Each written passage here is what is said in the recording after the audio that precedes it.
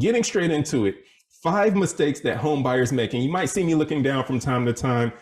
I keep my notes written in a notepad because I don't want to forget any important information that I want to share with you all to best help position you for doing whatever it is you're trying to do in the realm of home ownership, mortgage financing, building wealth, and all of those great things. So 5 mistakes that home buyers make and how you can avoid them. So coming on for the first 2 actually that I'm going to go into are going to be dealing with the top 2 reasons that most people get denied for a home loan. So the number 1 thing is credit. As you may have guessed it, most people get denied because their credit score is too low or their credit is jacked up. Maybe they got too many collections. They've got too many late payments or things that are negatively affecting their credit scores. So when it comes to credit, I'm going to show you a little bit about how credit is broken down, the credit score that we in the mortgage industry utilize to qualify you for a mortgage, and the top 2 things that you can do for this number 1 thing in order to better your credit as well. So take a look at this. The credit score we use in the mortgage industry is your FICO credit score, and this is made up of these 5 sections: payment history, amounts owed, that's the balances on, let's say, your credit cards, length of credit history, and then trailing at the end, we've got new credit and credit mix. So you can see the percentages there: 35% for payment history and 30% for your amounts owed. Now, just those 2 things formulate 65% of your credit score. So what can you do to help improve your credit? 2 things. 1, pay all of your bills on time, and 2, keep your credit card balances low. Now, I know it seems simple, but as you just saw, 35% of your FICO credit score, which is the largest piece of your FICO credit score, is payment history. Payment history is simply your ability to make on-time monthly payments on any debts that you have. Making on-time monthly payments on your credit cards, your car note, your student loans, any personal loans that you might have that show up on your credit cards. Just making those on-time payments, not having late payments, not having past due amounts, is really going to help your credit score to start building in the right direction. And then that number 2 thing, keeping your credit card balances low. So again, as you just saw, 30%, which is the second largest piece of that FICO credit score, is amounts owed, meaning that if you have a credit card, let's say with $1,000 limit, and you charge it up to $800, that means that you owe 80% of the total debt limit of that credit card. That's a high amount that you owe, 80%. You want to have, ideally, you would like to keep that at 10% or less, but if you can keep it to at least 30% or less, you're still going to be helping out your credit rather than having those credit cards maxed out. So that's what amounts owed is. The main 2 things that you can do is paying all of your bills on time and keeping your credit card balances low. Now, there's a lot of other things that you can do to help improve your credit. Not going to go into everything here because there are more videos in my channel, which I'm going to direct you to after this video so that you can hop into some of those resources to start helping educate yourself on all of the other things that you can do to help improve your credit, whether it be with becoming an authorized user or methods on how you can get things eliminated from your credit report, other tips and tricks that you can use to just boost your credit score up there. One last thing I will say about credit score: this is not the same score that you're going to see on Credit Karma. This is different. The FICO credit score is the score that over 90% of the mortgage industry uses when we're qualifying you to purchase a home. However, your Credit Karma score is your Vantage score. That is a different scoring model. So if you want to see what your actual FICO score is, one place that you can go is myfico.com. Myfico.com is going to show you the exact credit scores that we actually use. I get nothing from myfico.com. So full disclosure there, they don't know who I am. They don't even know that I'm mentioning them in this video. I get absolutely nothing from them, but I want to let you know that is one place where you can go to get your FICO credit score. It's not the only place, but it is one place that you can go to get that FICO credit score. So moving on to number 2, debt to income ratio. This is the second reason why most people get denied for a home loan. So again, the top 2 reasons are the top 2 of these 5 things that I'm going over. And the second thing is your debt to income ratio. So what is your debt to income ratio? Your debt to income ratio is the ratio between how much money you make every month and how much you owe every month in debt. So take a look at this, and you'll see a little bit better how it all comes together when it comes to us looking at your debt and your income for approving you for a home loan. All right, so when it comes to your debt to income ratio, this is how a mortgage lender is going to look at it.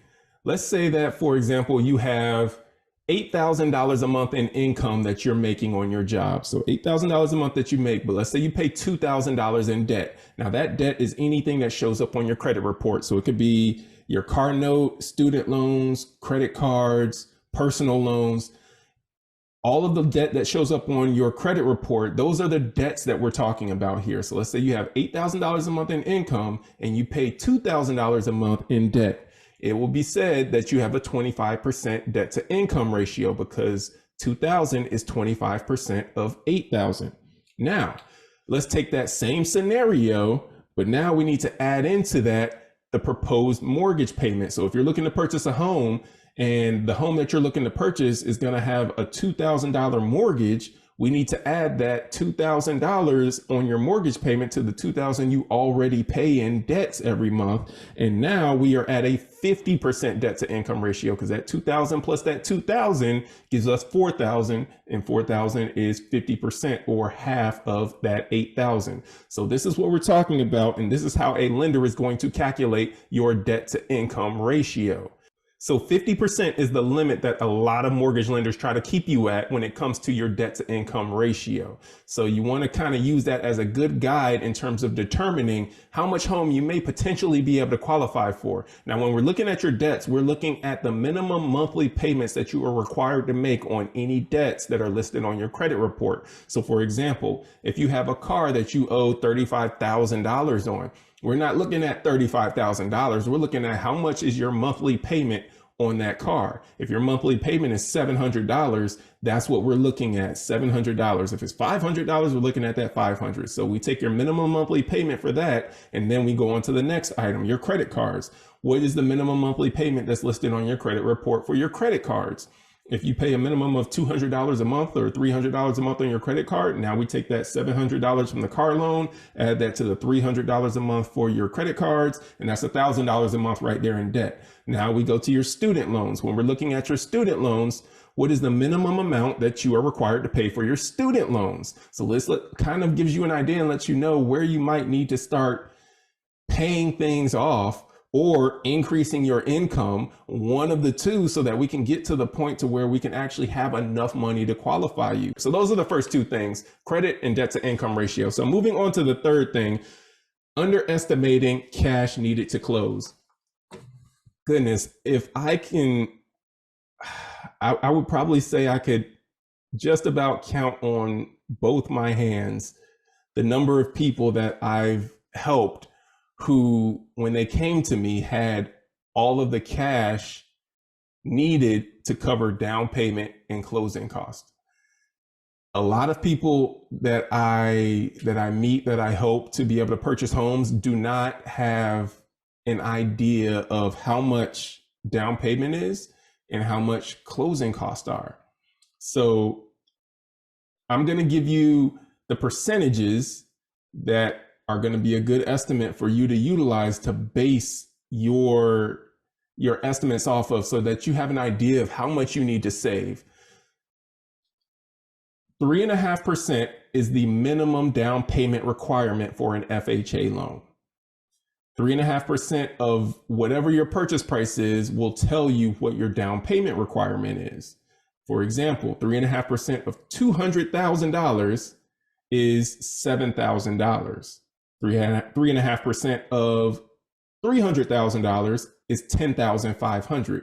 3.5% of $400,000 is $14,000. So you can use a calculator and just calculate whatever the purchase price is times 3.5%. If you don't have a percentage thing on your calculator, which all of them should have them by now, just times 0.035. It'll give you the same number. So 3.5% is the minimum for an FHA loan. Just utilize that. Don't worry about conventional, plan off of the FHA. This is the most utilized loan product. So again, we're going to start with the basics here. Most utilized loan product for first-time home buyers is an FHA loan. And there are reasons behind all of that, again, beyond the scope of what I'm giving you for this video, but 3.5%. Calculate that. That will tell you what your down payment is. Calculate another 3% to 3.5%, but we'll say 3%. Calculate another 3% for closing costs. So if you're purchasing a $200,000 home, 3% is $6,000. If you're purchasing a $300,000 home, that's $9,000. You're purchasing a $400,000 home, that's $12,000. Now, closing costs aren't necessarily going to go up the same as down payment in terms of the percentage. And the reason is because a lot of the closing costs are fixed costs. They're not costs that are based on a percentage of the loan amount. So because of that, just because let's say you purchase a $300,000 home and your closing costs come to $9,000. If you were to purchase a $600,000 home, which is twice as much, that doesn't mean that your closing costs are going to be $18,000. That's not how it works. It's not like, again, a one-to-one for the percentage thing. It's a little bit more involved in terms of factoring your closing costs, because included in those closing costs are your taxes and your insurance. And your taxes and your insurance are also going to vary based on the home that you select. Your taxes could be higher in one county, but lower in another county, depending upon what the tax rates are in that county. And your insurance is going to vary from house to house to house. One house that is, let's say, nicer or more expensive, or is going to be more costly to rebuild, might have a higher homeowner's insurance than what another house would. So these are some of the things that are going to make it a little bit more of a challenge in terms of factoring how much actual closing costs are. But as just a rule of thumb, let's just say 3% that we'll use as an estimate for what your closing costs will be. So 3.5% for the down payment, 3% for your closing costs. Use that as a baseline for the amount of money that you're going to save. So if you're purchasing that $300,000 home and your down payment requirement is 3.5%, that's $10,500. And you're saving up for closing costs, which is going to cost you another 3%. That's $9,000. That $9,000 plus that $10,500 gets you almost to $20,000, $19,500. But you're almost at that $20,000. So that'll give you an idea for that $300,000 home. The cash to close is going to be around, it could be possibly more than $20,000, because it also depends upon what's going on with interest rates and if you have to pay discount points. Again, there's so much stuff that is factored into this. It's part of the reason why you need a guide. You need someone walking this path with you to let you know about all of the costs and how you can avoid certain costs as well, so that you can keep more of your money in your pocket, and we can hopefully be able to use some of the seller's money and some of the other resources, down payment assistance programs and things like that that are out there. Yes, it's possible. You can purchase a home with no money down. Don't make that your plan A. Don't make that your number one goal of, you know what, I'm going to go into this thing and I'm going to purchase a home and I'm not going to have any money down, and that's how we're going to. That's not a great plan A. The great plan A is, I've got all the money that I need to be able to make this thing happen, but my goal is to use as little of it as possible. That's the better plan to have, rather than I don't have any money and I'm hoping that the seller is going to give me everything I need. That's not the plan that you want to go into it with. Let's start working on saving up the money that we know that we need. The 3.5% for the down payment, 3% estimating for closing costs. So moving on to item number 4. So we got the first 3. We got credit score or credit in general, debt to income ratio, and underestimating the cash to close. So moving on to number 4, not planning enough in advance. When you want to purchase a home, you need to start early in terms of your planning, because what you want to do is identify any pitfalls, any hurdles, any obstacles that are going to stand in your way from being able to purchase that home. So for example, I have, again, a lot of people that come up to me and they say, hey, my lease ends in 30 days and I'd like to purchase a home so I don't have to renew my lease. And I tell them I'm doing everything in my power that I possibly can to get you qualified and get you closed in less than 30 days, because it is possible. However, I also let people know, once I pull your credit and I dig into your income and look at your debt, it's possible that you might not qualify to purchase a home right now, in which case you might have to renew that lease or go to a month-to-month lease, which in many cases is going to become more expensive for you than signing a whole year-long lease. So these are some of the things that you need to be aware of, because again, if you don't qualify to purchase a home right now, it might be something that you could fix within the next 2 months, 3 months, or 6 months. So if you had started the process 6 months ahead of time, 9 months ahead of time, we could have identified the problems then, and that would have helped us to be able to alleviate any issues that we would have had when you are ready to purchase that home. So again, you want to make sure that you start this process far enough in advance so that you don't run into any last minute pitfalls or any last minute hurdles or obstacles that are going to prevent you from being able to close when you want to close, especially if you're trying to line this up with the day that you're supposed to be ending your lease agreement with whatever apartment complex or home that you're renting out right now. That will help prevent you from being able to have to switch to a month-to-month lease or anything like that. So start far enough in advance. How far in advance? My recommendation, at least a year. And I would say at most a year, really. If you're a couple years out from being from wanting to purchase, that's fine. You don't have to go talk to a loan officer when you're 2 years out. You can if you want to, but what I would say is when you're within that year, if a year and a half is fine too, but when you're within that year of wanting to purchase, maybe you're not wanting to purchase this year, but you're wanting to purchase this time next year, go ahead and talk to a loan officer now. Let them take a look at your credit and your income and your debt. Now, you might be like, I don't want to have my credit pulled because I don't want my credit score to drop. And that's totally understandable. A lot of lenders have the ability to do what's called a soft credit pull. This is a credit pull that does not affect your credit score. A hard credit pull does affect your credit score, but a soft credit pull does not. Now, when you talk to the lender, make sure you tell them and let them know, do not do a hard credit pull on my credit. I'm not looking to purchase right now. I want to purchase a year from now, 9 months from now. You want them to pull your credit when you're closer to purchasing, because that credit report is only good for typically 120 days. And so after that time period, it's no longer good anymore. And they would have to pull your credit again. So if you're not purchasing within the next 3 months or 4 months, you don't want them to pull your credit right now, but you want to get an idea of where you're at so that they can identify any obstacles that are going to prevent you from being able to purchase. So what you want them to do, and you want to make sure that you make it clear to them, is I want to know where I'm at right now with being able to purchase a home. What does my credit look like? What does my debt to income ratio look like? And are there any hurdles or obstacles that would prevent me from being able to purchase a $300,000 home, a $400,000 home, whatever priced home you're looking to purchase? What is the range where I'm at currently that I would be able to purchase in? And are there any obstacles that would prevent me from being able to close on a home if I wanted to get this done within the next 30 days? And if they say, oh, okay, so your debt to income ratio is high, we would only be able to qualify you for about a $150,000 home.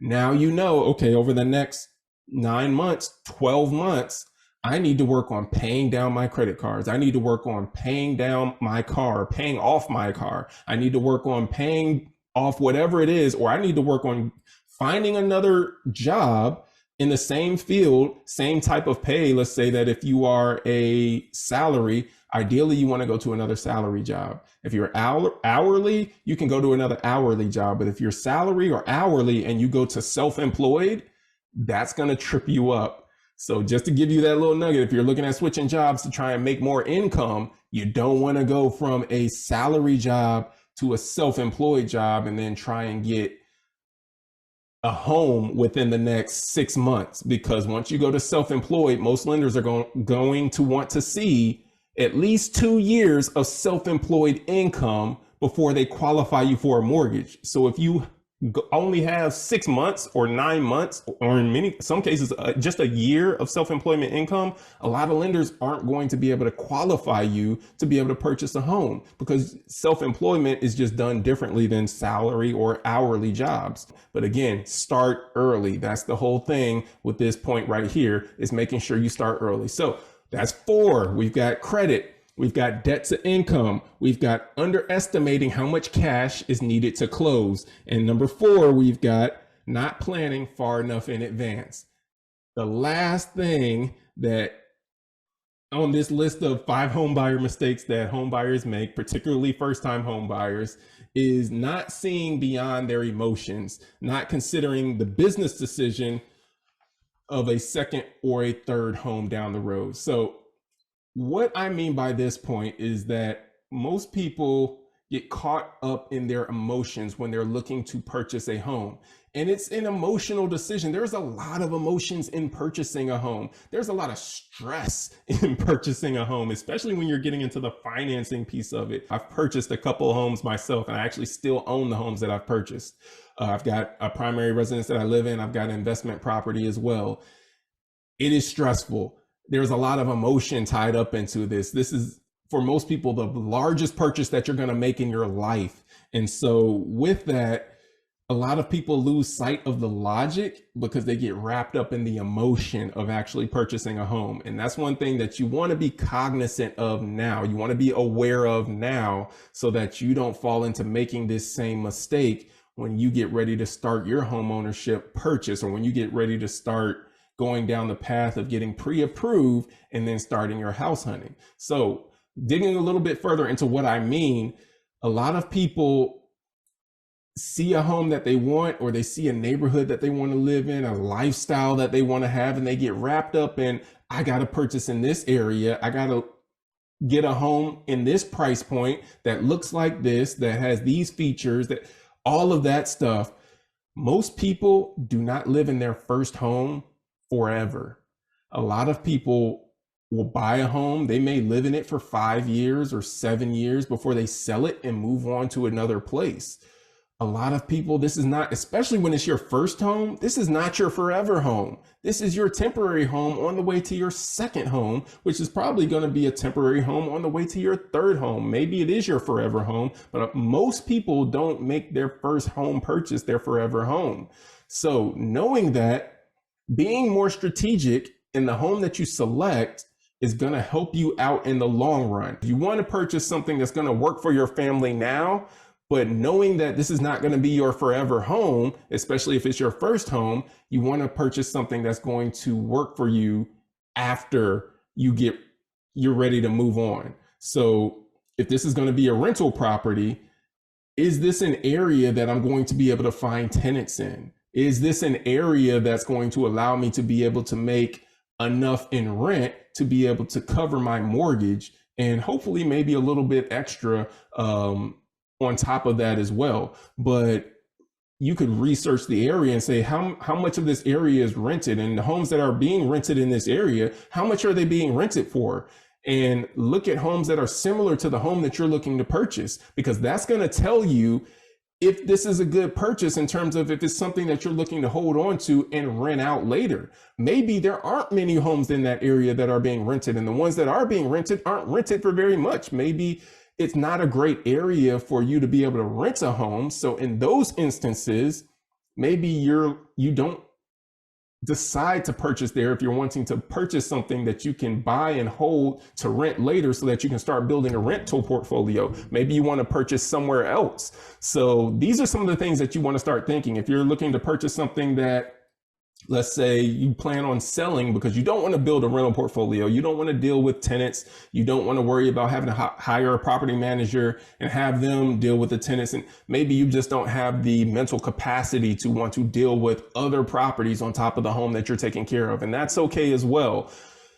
But if that's your case and that's where you want to be at, then maybe you purchase a home in an area that is up and coming. So if you plan on staying in that home for 5 years, what are some of the developments that are going to be happening in that area over the next 5 years that's going to cause an increase in the home values? What else is being built in the area? Are there new construction homes that are being built? And what are those new construction homes being built for? How much are you paying in taxes? Some areas have really high tax rates. Other areas don't have tax rates that are quite as high. A lot of things that you need to consider, but again, you don't want to get caught up in just the emotional aspect of purchasing a home. You really want to go beyond the emotions and look at the logical aspects of purchasing this home. Those are the 5 things I want to give you. Recapping them one last time, because I know I've been a little bit more long-winded than what I was planning on it, but there's so much stuff that I literally just have a passion for wanting to give you. And if you can't see, I get excited about this stuff. I love real estate. I love financing. Everything I do in the mortgage industry and the real estate industry, I love it. I'm passionate about it. And I hope you are too, because this is really going to be a huge piece of your legacy that you can leave along to your kids. Just to recap: credit, debt to income, underestimating the cash to close, not planning enough in advance, and not seeing beyond your emotions when it comes to making decisions. So those are the 5 things that are mistakes that most home buyers, particularly first-time home buyers, make when it comes to purchasing a home. My name is Frederick Middlebrooks. I am a licensed loan officer or mortgage loan originator. I am also a licensed real estate salesperson. So I've been licensed as a real estate agent since 2007, but my journey into real estate began well before then. So both my parents are real estate brokers. My dad has been in real estate for over 40 years. My mom's been doing it for over 30 years. And so I have a real estate background that started from when I was a kid, answering phones in my dad's office when calls would come in and everything. So I've been around real estate my entire life. It's something that I love. It's something that I enjoy. And more recently learned a lot about the mortgage industry as well, to add that on top of all of the other real estate stuff that I've gained throughout the decades. And so that's a little bit about my background. You'll learn more about me as we go along through this journey, and you watch more of the content that I put out as well, because I have a lot of information and resources that I want to give you to help prepare you and put you in the best position possible to not just be able to purchase a home, but financially be in a better, more stable position so that you can start building that generational wealth for your family as well.